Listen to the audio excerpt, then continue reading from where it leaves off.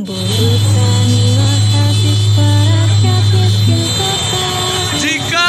langit tak lagi biru, maka UIR akan membirukan jalanan. Hidup mahasiswa!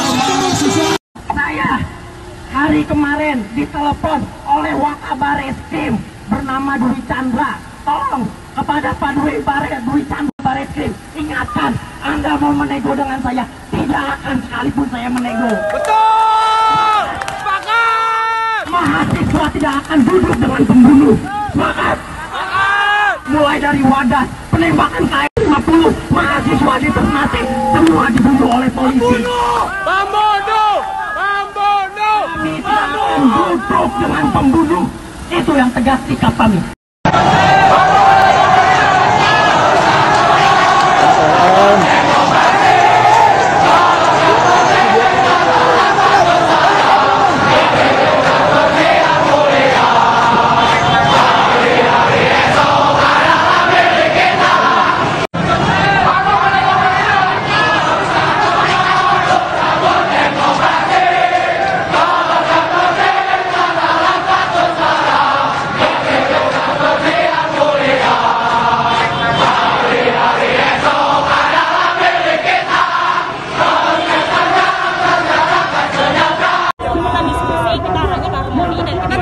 Nanti ada perwakilan yang siapa yang mau ketemu nanti siapa fasilitasi. Panggilan siapa Pak kalau saya boleh tahu? Makanya kan ada yang menyampaikan Yang kau inginkan siapa? Yang kau inginkan siapa? Presiden. Kita mau presiden. Presiden sudah kembali hari ini. Presiden kan ada nemu Perdana Menteri Malaysia. Perdana Menteri Malaysia. Nah, Ya udah kita suruh Perdana Menteri Malaysia sini juga. ya nggak bisa gitu dong. Ya ini kan penonton rakyat.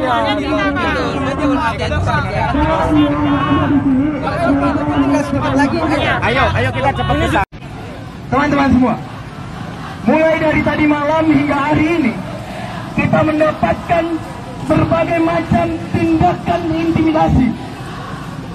Mulai dari peretasan WhatsApp hingga ancaman terhadap Presiden Mahasiswa Trisakti. Kita berdiri di sini untuk bersolidaritas atas nama mahasiswa Indonesia dan atas nama rakyat Indonesia. Semangat kawan-kawan. Nobody pray for me. It been a day for me. Yeah.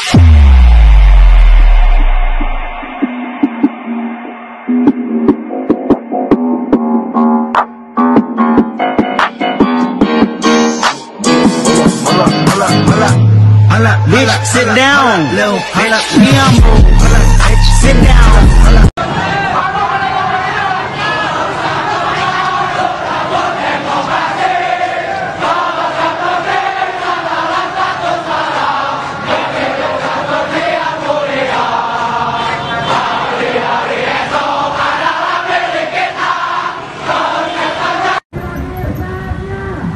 Nggak bisa maju. Ditahan. Nggak bisa maju. Nggak bisa maju. Oke, kawan-kawan sekalian rapatkan barisan, kita akan maju beberapa langkah.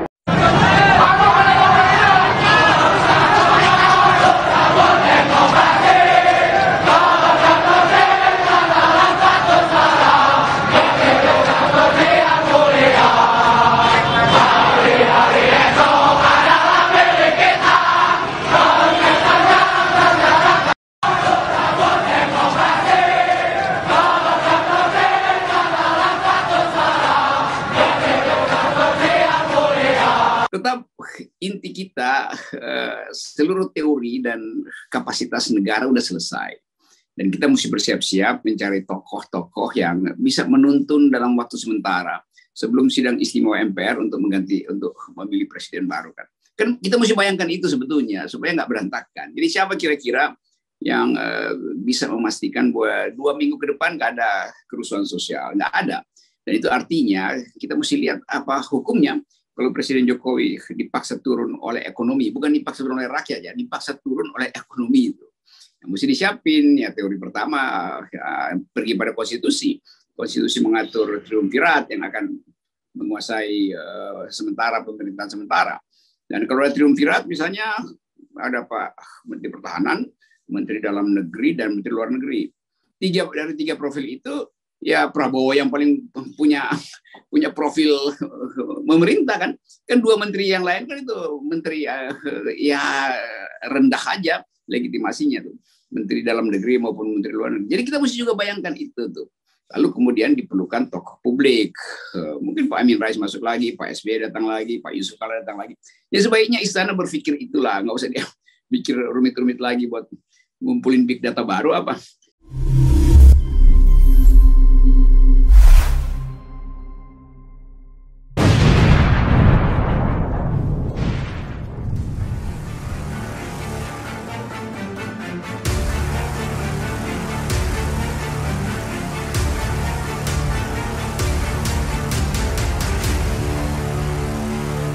Assalamualaikum warahmatullahi wabarakatuh. Salam satu jiwa, salam giras. Puji syukur kehadirat Allah Subhanahu wa taala. Suasana bulan suci Ramadan ini kita sudah melalui beberapa hari sudah ya. Alhamdulillah.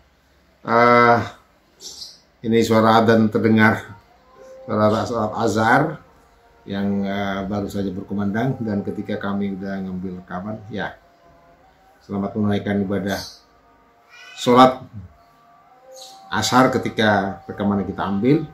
Dan ya karena memang harus kejar-kejaran waktu juga, saya pada kesempatan sore hari ini mendapatkan informasi yang berlanjut satu dengan lainnya berkaitan dengan gerakan-gerakan yang dilakukan oleh mahasiswa, dilakukan oleh komponen-komponen buruh dan komponen-komponen NGO yang berkaitan dengan situasi politik hari ini. Sebab dari sinyal-sinyal tokoh-tokoh bangsa sudah kerap kita dengar, dari Bapak Profesor Amin Rais, Pak JK, Pak SBY, dan eskalasi politik kini menggelinding dan cukup smooth, lancar, licin. Kemudian puncak-puncak gunung yang berbatu, cadas, kemudian menggelinding batu-batu itu secara tidak terasa, menggelontor keadaan-keadaan, menimpa keadaan-keadaan yang semakin seru saja. Krisis minyak goreng misalnya, ini ditandai dengan krisis minyak goreng. Kita tahu hal ini Pak Jokowi yang sesungguhnya dia anti BLT, di luar dugaan mengambil sikap memberikan BLT terhadap masyarakat sebagai subsidi minyak goreng yang melonjak tinggi akibat ya rejim ini tidak mampu menundukkan para pedagang minyak goreng, dalam hal ini kartel-kartel yang menguasai di berbagai lini kegiatan minyak goreng di seluruh Indonesia bahkan dunia. Dan di acara pembukaan tadi, jika saudara-saudara kawan-kawan Faruk Abdillah melihat video-video unjuk rasa dan statement Rocky Gerung, ternyata Rocky Gerung 2 tahun yang silam membuat statement perlunya reformasi total jilid 2. Dan kini Rocky Gerung menebar analisa ancaman datangnya presiden baru dan lengsernya Jokowi. Katanya kekuasaan sudah berakhir, ucapnya. Mahasiswa ingin ganti presiden. Itu ucapan-ucapan Rocky Gerung. Dan saya tidak ingin panjang lebar tentang kondisi seperti ini. Namun seperti saya rasakan ada sesuatu yang saya tangkap dari apa yang diucapkan oleh Rocky Gerung, bahwa beberapa hari belakangan ini, kabarnya Kamis tanggal 11, ada unjuk rasa besar-besaran yang masif dan akan bergelinding hingga sesudah bulan suci Ramadan. Namun baiknya apa yang menjadi pemikiran, ide-ide dari Rocky Gerung berkaitan dengan ganti ganti presiden, mahasiswa ingin ganti presiden, kemudian dia mengatakan kekuasaan sudah sedang berakhir. Mari kita ikuti bersama-sama bincang-bincang atau wawancara Hersu Beno Arif dengan Rocky Gerung beberapa jam yang lalu. Ini penting agar kita juga teredukasi oleh informasi-informasi yang berkembang begitu cepat. Dan hari ini saya sajikan untuk kawan-kawan Farouk Abdullah Channel. Halo, apa kabar? Kita melanjutkan hari ini, Rabunya masih seperti hari Selasa kemarin, Rabu berisik, Bung Rocky. Karena memang keberisikan ini pasti akan terus berlanjut gitu, karena yang memang situasinya kelihatannya terus memburuk. Ini kan bahkan sekarang Ibu Sri Mulyani kan sudah dengan tegas menyatakan kemarin bahwa sekarang dulu persoalannya pandemi, sekarang itu justru yang dihadapi adalah soal kenaikan harga. Nah, kalau ngomongin kenaikan harga ini kan dampaknya langsung ke masyarakat gitu, karena kalau ada dua sisi sebenarnya kenaikan harga ini. Dari satu sisi buat pemerintah itu pendapatan meningkat karena komoditi-komoditi naik harga di pasar internasional. Tapi buat rakyat ini pasti kabar buruk karena semuanya naik. Saya kira itu hal yang sangat menarik. Dan kemudian juga soal ini kan dilanjutkan oleh Presiden, misalnya kemarin soal minyak goreng itu keluar BLT-nya gitu ya. Dan orang kemudian menyoroti satu, dulu Jokowi itu paling anti ngomong paling anti dengan BLT. Kenapa sekarang melakukan BLT? Dulu kritik SBY begitu ya. Dan kedua, BLT minyak goreng ini kan menunjukkan betapa pemerintah itu kalah lawan mafia, lawan kartel minyak goreng kan. Karena kemarin kan mereka janji menyelesaikan persoalan, tapi ya ternyata kok begitu jalan keluarnya dinaikkan kembali ke harga pasaran dan pemerintah ngalah merogoh subsidi BLT. Nah, karena itu wajar kalau tanggal 11 nanti, 11 April itu mahasiswa udah menyerukan akan ada aksi besar-besaran. Oke, Bung Rocky, silakan. Anda bisa mulai dari mana saja, semuanya asik. Ya, situasi kita hari ini, kita selalu rumuskan, berkali-kali kita sebut the beginning of the end. Dan memang itu yang sedang terjadi. Jadi kalau dikatakan bahwa akan ada eskalasi, pasti ada eskalasi itu. Karena momentum yang sudah tersedia, dia nggak mungkin lagi dihentikan. Tuh. Jadi batu yang udah bergulir dari puncak gunung itu nggak bisa dihentikan, kecuali ada raksasa yang lebih gede dari gunung menghalangi itu. Tapi sekali lagi, memang seluruh fasilitas ekonomi diperlihatkan oleh kebijakan Presiden Jokowi. Betul tadi, dia nggak mampu untuk mengendalikan yang kita sering sebut ambisi akumulasi dari kalangan kapitalis atau yang dalam bahasa politik oligarki. Jadi itu yang menunjukkan bagaimana APBN itu yang harusnya dari awal didesain untuk mendistribusikan keadilan, itu tidak bisa dilakukan oleh Presiden. Karena kapasitas dia yang tidak cukup. Jadi seorang presiden yang memang di-remote oleh oligarki tidak mungkin memanfaatkan APBN untuk mendistribusikan keadilan. Padahal tugas negara adalah mendistribusikan keadilan. Tugas korporasi, tugas oligarki adalah akumulasi keadilan. Biasa aja. Tapi kalau akumulasinya tidak bisa didistribusikan, maka efeknya adalah gerakan rakyat. Dan itu yang nggak mungkin lagi dicegah. Jadi udah bergulir dan kita tinggal tunggu gimana licinnya minyak goreng, berbahayanya solar, potensi terbakarnya pertalite. Itu akan tiba sama-sama di jalan yang disediakan oleh sejarah. Nah, itu yang menunjukkan mengapa mahasiswa akhirnya memutuskan untuk demo besar-besaran. Mengapa buruh akhirnya memutuskan untuk menolak segala macam BLT, karena itu dianggap sebagai upaya untuk mengelabui aja. Apalagi kalau kita bandingkan dengan kelakuan Presiden Jokowi yang dari awal memusuhi kebijakan BLT SBY. Nah, sekarang dia kena batunya kan.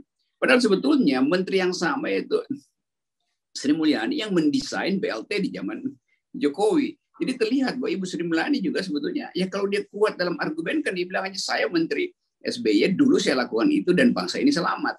Tapi karena Sri Mulyani udah kehilangan rasa etisnya, dia jadi akhirnya Menteri Keuangan jadi petugas juga tuh. Dia nggak punya lagi pikiran konseptual sebagai orang yang ditrain dalam macroeconomics dan public policy. Dia nggak punya pengetahuan itu lagi. Jadi sekali lagi memang udah berantakan dan udah tercium oleh investor internasional bahwa kabinet Jokowi udah selesai sebetulnya. Semua kabinetnya udah rapuh. Kita tinggal tunggu ya satu sentilan kecil udah pasti runtuh. Jadi kalau kita bilang orang masih mau bikin lagu 2024 ganti presiden atau tagline ganti presiden 2024, nggak bisa lagi. Mahasiswa udah nggak mau bicara itu. Mahasiswa ingin setelah 2 minggu ke depan habis Lebaran ya udah ganti aja presiden. Kan itu intinya. Dan semua analis juga lakukan itu. Jadi bukan karena kita ingin mengganti presiden mendahului sistem elektoral 2024, tapi rumus sosiologi mengarahkan kita ke situ. Rumusnya siapa yang bikin? Ya yang bikinnya istana sendiri. Istana sendiri yang bikin kekonyolan-kekonyolan. Jadi jangan lagi dianggap nanti mahasiswa ditunggangi, buruh ditunggangi. Lo istana sendiri yang dungu kok. Nah karena itu penting untuk diinformasikan bahwa sesuatu yang sudah digerakkan oleh sejarah tidak mungkin lagi dihalangi oleh kekuasaan apapun. Itu yang sering kita sebut sebagai hukum-hukum sosiologi. Atau dalam sosiologi Islam disebut sunatullah. Itu prinsip yang harus terjadi. Jadi sekali lagi kita bersiap-siap aja. Tanggal 11 pasti ada gerakan mahasiswa, pasti ada gerakan buruh. Dan itu ujian aja sebetulnya untuk hal yang lebih besar nanti. Karena tetap ini bulan Ramadan, masih ada ya sopan santun dan menjaga kebersihan bulan Ramadan supaya tidak ada kekerasan. Tapi kekerasan itu tidak mungkin dihindari di ujung nanti. Kalau kekuasaan masih ngotot aja dengan sistem politik yang ingin diperpanjang, demokrasi yang dia kangkangi, dan ekonomi yang tidak mungkin dia kendalikan lagi karena seluruh sistem sudah diserahkan pada pasar, dan pasar adalah peralatan utama oligarki untuk memeras rakyat. Nah, kalau kita melihat semua indikator ini memang sangat berat. Kenapa? Karena krisis itu sekarang sudah langsung masuk ke dapur rakyat Indonesia, ya. Dua faktor tadi itu, Pertalite dan gas 3 kg yang akan dinaikkan itu betul-betul itu pilihan yang sulit sekali bagi pemerintah. Satu sisi menunjukkan betapa pemerintah memang nggak punya duit lagi untuk menahan itu subsidi, tapi di satu sisi itu pemerintah juga berpikir dampaknya sangat serius. Ini Pertalite ini kan sekarang BBM yang paling murah karena premium segera akan dihapuskan, dan prakteknya juga sudah susah orang. Tetapi orang juga cari premium juga susah. Yang ketemu Pertamax yang baru saja dinaikkan gitu. Sementara gas melon, nah kalau gas melon ini dampaknya serius, Bung Rocky. Ini rumah tangga kelas bawah, warung Tegal, pedagang gorengan, semua itu pakai gas melon kan. Dan kemudian kalau kemudian minyak goreng juga kemudian disubsidi hanya 100.000 buat para tukang gorengan, itu nggak cukup 100.000 untuk 1 bulan. Saya kira kalau itu diketahui oleh orang-orang yang lumayan ada otaknya, misalnya ya paling nggak separuh otaknya masih jalan, Erlangga, Hartarto, Sri Mulyani, Menteri Lutfi, itu kan orang-orang yang ngerti tentang hubungan antara keresahan sosial dan kenaikan harga. Kalau di Eropa, pemerintah udah jatuh, begitu harga naik, pemerintah mundurkan diri. Itu etikanya begitu. Ini justru harga jatuh, ekonomi memburuk, dia mau memperpanjang.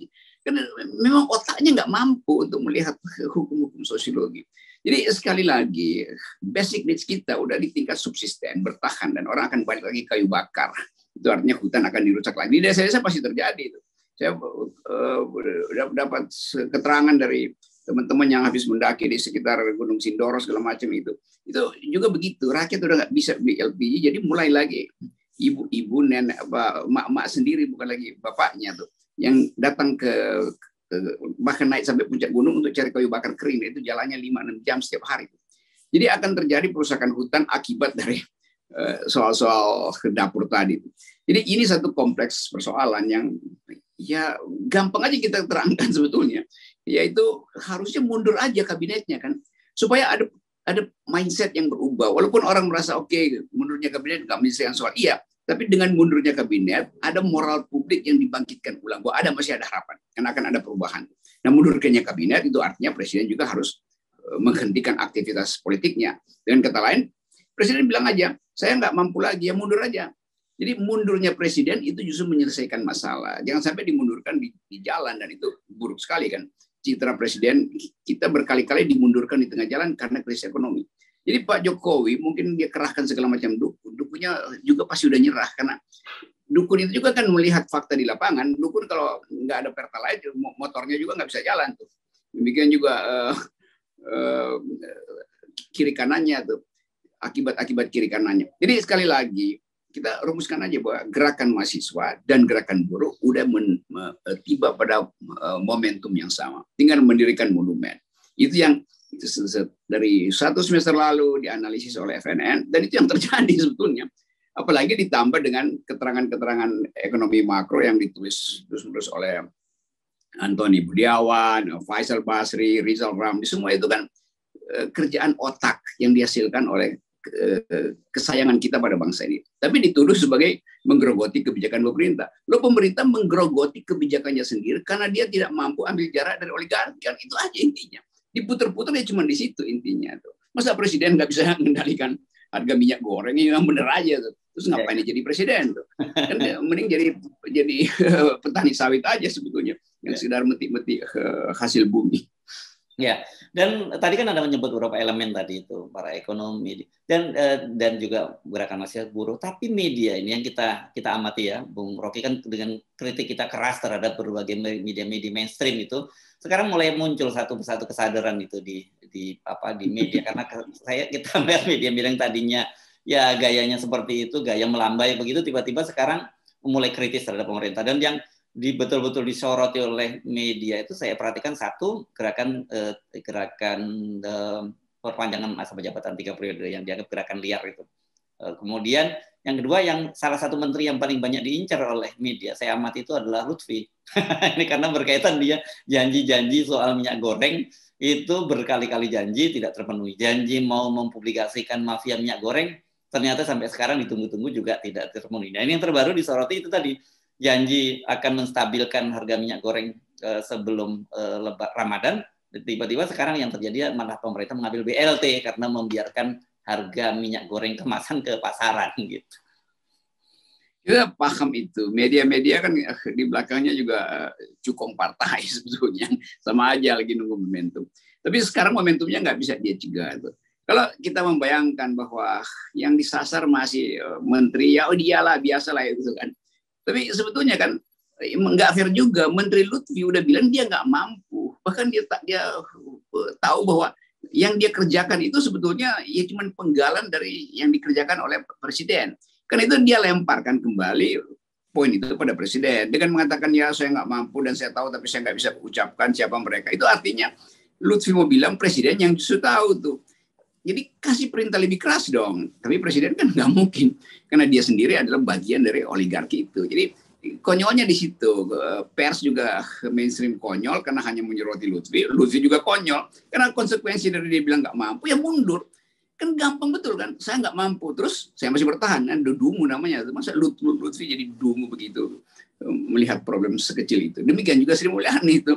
Mesti dia bilang sama Presiden Jokowi. Dari awal mestinya ikut aja apa yang saya usulkan, seperti saya ambil alih kebijakan itu ketika krisis BLT langsung diturunkan. Kan saya Menteri Keuangannya Pak SBY yang mengerti. Tapi karena Presiden Jokowi cemburu pada SBY, nanti dianggap niru SBY, sekarang betul-betul bukan sekedar niru, dia copy paste aja tuh, dan dari menteri yang sama tuh. Jadi kalau kita mau lihat kebanggaan istana itu apa sekarang ya? Jadi ngapain jadi menteri? Itu kan kita bingung. Bahkan jadi dirjen pun udah malu sebetulnya kan. Jadi menteri pulang di four ridernya tuh ngeong-ngeong sepanjang jalan Jakarta. Terus mak bilang ini orang ngapain gitu ya? Mau pamer apa ngeong-ngeong? Sementara ojek itu nunggu harga turun, harga minyak, dan keluarganya nunggu harga LPG, gas turun segala macam. Jadi seluruh kapasitas negeri ini dihancurkan oleh ketidakpahaman presiden tentang keadaan. Tapi ketidakpahaman itu yang menguntungkan oposisi sebetulnya, karena dengan cara itu dimungkinkan untuk percepatan lagi. Jadi kita tetap anggap bahwa 2 minggu ke depan ini gerakan buruh dan gerakan mahasiswa kan eskalasinya akan naik. Walaupun mungkin masih sedang-sedang, tapi setelah Lebaran biasanya kantong udah kosong, karena itu mau disuplai dengan BLT segala macam. Tapi tetap basis pengetahuan rakyat sekarang bukan lagi pada soal pentingnya dia dapat subsidi, tapi dia udah tahu bahwa kekuasaan sudah sedang berakhir. Oke, dengan cara begitu terpaksalah kemudian jungkir balik ini para pendukung Pak Jokowi untuk memberikan argumen. Kemarin juga soal deklarasi Abdesi, saya lihat para menteri di Komisi 2 itu mulai dari yang di istana sampai menteri dalam negeri jungkir balik untuk memberikan semacam justifikasi. Sekarang BLT ini juga terpaksa politisi PDIP yang memberikan justifikasi apa yang terjadi ini.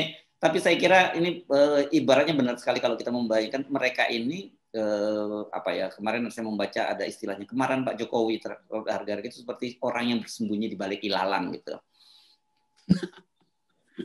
Itu banyak ular di ilalang tuh yang sembunyi di situ. Tetap inti kita, seluruh teori dan kapasitas negara udah selesai. Dan kita mesti bersiap-siap mencari tokoh-tokoh yang bisa menuntun dalam waktu sementara sebelum sidang istimewa MPR untuk memilih presiden baru kan. Kan kita mesti bayangkan itu sebetulnya supaya nggak berantakan. Jadi siapa kira-kira yang bisa memastikan bahwa 2 minggu ke depan nggak ada kerusuhan sosial? Nggak ada. Dan itu artinya kita mesti lihat apa hukumnya. Kalau Presiden Jokowi dipaksa turun oleh ekonomi, bukan dipaksa turun oleh rakyat ya, dipaksa turun oleh ekonomi itu. Yang mesti disiapin ya teori pertama ya, pergi pada konstitusi. Konstitusi mengatur triumvirat yang akan menguasai sementara pemerintahan sementara. Dan kalau ada triumvirat misalnya ada Pak Menteri Pertahanan, Menteri Dalam Negeri dan Menteri Luar Negeri. Dari tiga profil itu ya Prabowo yang paling punya profil memerintah kan 2 menteri yang lain kan itu menteri ya rendah aja legitimasinya tuh, Menteri Dalam Negeri maupun Menteri Luar Negeri. Jadi kita mesti juga bayangkan itu tuh. Lalu kemudian diperlukan tokoh publik, mungkin Pak Amin Rais masuk lagi, Pak SBY datang lagi, Pak Yusuf Kala datang lagi. Ya sebaiknya istana berpikir itulah, nggak usah dia pikir rumit-rumit lagi buat ngumpulin big data baru apa. Dan, jadi ini kan ngandalin big data sementara big problemnya dia nggak ngerti itu intinya tuh. Kita sih senang-senang aja. Kekacauan itu memang diperlukan oleh sejarah untuk pembaharuan. Ya, jadi kita sambil menunggu tanggal 11 ya, 11 April ketika nanti akan ada gerakan mahasiswa besar-besaran, dan saya lihat ini sudah disambut di berbagai daerah. Dan satu lagi ini juga yang cukup menarik, memang kesadaran di mana-mana pulih. Ini ada 6 partai yang sudah bergabung, partai-partai non parlemen itu kemarin berkarya juga bergabung untuk menggugat PT 20%. Jadi sebetulnya persiapannya bagus kan. Dan jangan lagi Mahkamah Konstitusi bilang bahwa ini legal standing Anda apa, itu makin dungu juga nih Mahkamah Konstitusi. Kan sebetulnya dalam keadaan semacam ini Mahkamah Konstitusi ambil inisiatif yang biasa disebut judicial activism, kasih interpretasi. Kan kekacauan ini apa namanya, eranya Pak siapa yang bakal jadi iparnya Pak Jokowi itu.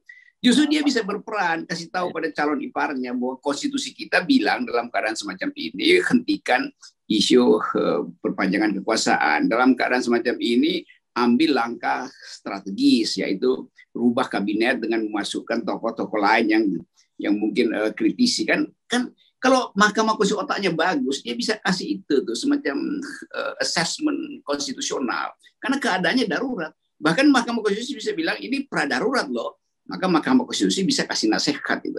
Tapi kita nggak tahu apakah calon ipar bisa kasih nasihat pada presiden. Ya. Ini yang menarik, kemarin berlangsung sidang di Mahkamah Konstitusi, yakni gugatan Undang-Undang Ibu Kota baru yang diajukan oleh antara lain Bang Abdullah Yahya Mahwad dan teman kita Marwan Batubara. Jadi yang memimpin adalah Ketua Mahkamah Konstitusi Anwar Usman ya. Dan kemudian ketika di akhir acara, akhir persidangan itu Marwan mencoba menginterupsi, tapi kemudian ditolak dan tetap ditutup, diabaikan saja instruksinya. Ternyata instruksinya itu berkaitan dengan dia meminta harusnya Anwar Usman ini tidak menjadi majelis hakim yang mengadili kasus ini karena ada konflik kepentingan. IKN ini pasti langsung berkaitan dengan Pak Jokowi. Jadi ketika Anwar Usman di situ dia pasti orang akan menaruh semacam kecurigaan kalau toh keputusannya itu nanti menolak, itu pastikan akan ada soal subjektivitas Anwar Usman yang dipersoalkan. Kalau Anwar Usman tiba-tiba menerima, dan ini sesuatu yang tidak mungkin, tetapi kita bayangkan saja, kan bisa terjadi persoalan domestik itu di rumah tangganya Pak Anwar Usman. Ya itu kan ibu kota baru, ibu kota negara, ibu kota negara itu kan ibu kota buat kepala negara. Nah kepala negaranya masih Jokowi, jadi pasti kalau kita bilang Pak Ketua MK nanti kepala negaranya dirubah kok, jadi ibu kota negara akan diresmikan oleh kepala negara yang baru ya mungkin dia izinkan itu, tapi dia masih harus berpikir berkali-kali itu. Tapi sekali lagi ini soal etik. harusnya Pak Usman itu dengan legowo bilang oke, saya akan tidak akan bertindak sebagai pemimpin sidang, dan bahkan dia mungkin bilang oke, saya abstain, kan gampang kan, supaya orang lihat ada moral clarity pada ketua Mahkamah Konstitusi. Ini jelas-jelas konflik of interest. Di meja makan mungkin kemarin sang ipar udah dengar Pak Jokowi bilang, ya mungkin nanti Pak Marwan dan teman-teman akan datang ke tempat MK ya. Sinyal itu aja udah bisa menyebabkan keputusannya dibuat lebih dahulu kan. Sebelum Marwan bersaksi, sebetulnya keputusan udah dibuat sama ketua Mahkamah Konstitusi. Ya. Jadi sekali lagi bangsa ini rusak dalam dua hal. Itu etika konstitusi dirusak oleh orang-orang yang justru paham konstitusi, dan etika birokrasi yang menimbulkan kebencian orang melihat menteri-menteri itu yang udah kelihatan dungu, nggak bisa bikin keputusan, tapi masih ada di bergerombol di sekitar situ. Lalu pertanyaan besarnya, ngapain sih pertanyaan besarnya, ngapain masih ada ide memperpanjang kekuasaan? Malulah. Jadi kata yang paling gampang sekarang, lu kok nggak malu ya, lu udah nggak punya prestasi, tapi mau nambah kekuasaan. Jadi gampangnya begitu tuh. Jadi kita hanya balik pada common sense publik aja. Ini orang nggak tahu malu. Kira-kira itu pendapat orang jalanan. Ya, tapi kan ini cara berpikir orang di luar istana. Tapi kalau cara berpikir Pak Jokowi, kita harus bersyukur punya presiden seperti Pak Jokowi itu. Kira-kira akan dicatat nanti oleh sejarah bahwa ada satu kabinet yang betul-betul dungu dan masih udah dungu tapi masih rakus kan begitu kan. Biasanya dia pilih aja mau dungu apa rakus. Ini dungu dan masih rakus. Itu keadaan kabinet kita tuh. Oke, Bung Rocky, terima kasih. Kita lanjutkan, ketemu lagi di Kamis Berisik besok ya. Salam 0%. Salam 0%. Demikianlah kawan Farouk Abdullah Channel telah kita dengarkan bersama-sama bincang atau wawancara Hersu Beno Arif dan Rocky Gerung beberapa jam yang lalu yang saya tangkap dari FNN. Dan kita patut bersyukur selalu mendapatkan informasi yang cerdas, terbuka, bukan sembunyi-sembunyi. Apa yang diucapkan oleh Rocky Gerung adalah bukan hasil teori kajian intelijen, bukan. Dia melakukannya, menyampaikannya dengan terbuka dari berbagai analisa yang berkembang hari ini tentang politik terkini di Indonesia. Dan apa yang terjadi kita juga tidak tahu. Apa yang dipikiran Rocky Gerung kita juga tidak tahu. Tapi apa yang diucapkan, per kalimat, per kata yang dia sampaikan pada kali ini adalah suatu sinyal bahwa diduga akan adanya perubahan sistem pemerintahan di Indonesia dalam waktu cepat. Mudah-mudahan kita berharap yang terjadi di negeri ini adalah persatuan dan kesatuan. Apapun yang terjadi, apapun yang akan terjadi, mudah-mudahan dalam situasi kedamaian yang tercipta, hasil musyawarah mufakat, hasil dialog-dialog antara anak bangsa satu dengan yang lainnya, sehingga menciptakan suasana yang rukun, apapun hasilnya. Demikianlah, mudah-mudahan kita sambung yang akan datang, apa yang kita dapatkan mungkin hari ini, mudah-mudahan memberi manfaat bagi kita semuanya. Sekian, terima kasih. Wassalamualaikum warahmatullahi wabarakatuh. Salam satu jiwa, salam Giras.